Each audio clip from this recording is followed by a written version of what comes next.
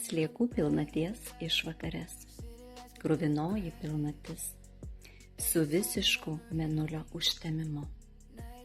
Kovo 3 diena.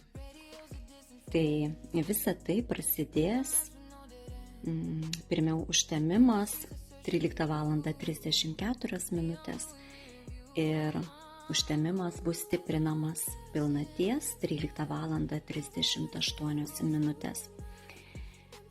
Taigi, apie ką ši pilnatis?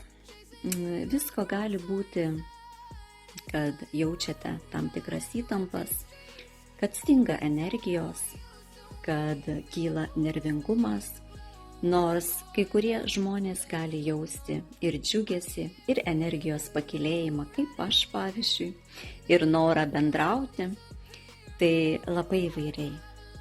Su kiekvienu užtemimu mes kažką paleidžiame arba kažką pasitinkame. Tai gera žinia, kad bus užveriamas užtemimų koridorius.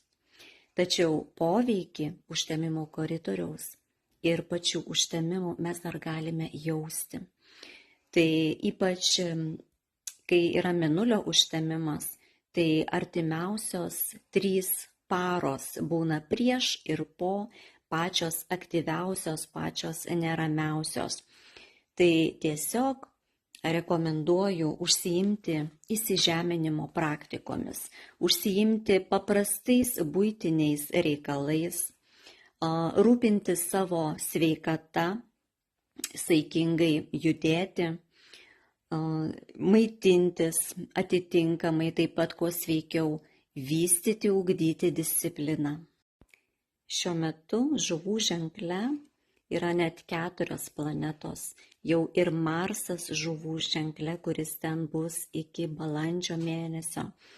Tai vandens stichija valdo.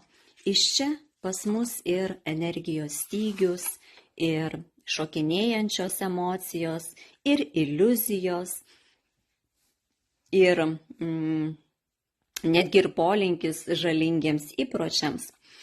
Tai iš tikrųjų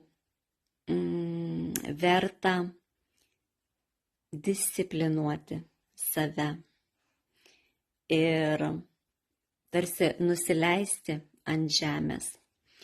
Dabar būtent kovo mėnesį mes dedame pamatą net artimiausiems 18 metų. Bet apie tai dalinsiuosi prognozėse. Būkite atidesni, išrankesni jūs pasiekiančiai informacijai. Ne veltui sakau, kad dauguma planetų žuvų ženkle. Žuvis tai yra televizija, tai yra Neptūno sritis, tai yra melas, tai yra iliuzijos, apgaulės. Žodžiu, tikrinkite informaciją. Mėnulio užtemimas mus skatina būti racionalesniems, vadovautis daugiau protų negu emocijomis ir jausmais. Žodžiu, būkime sąmoningesni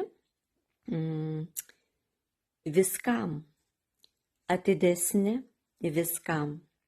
Na ir bet kokiu atveju daugiau ilsėkimės, daugiau miegokime.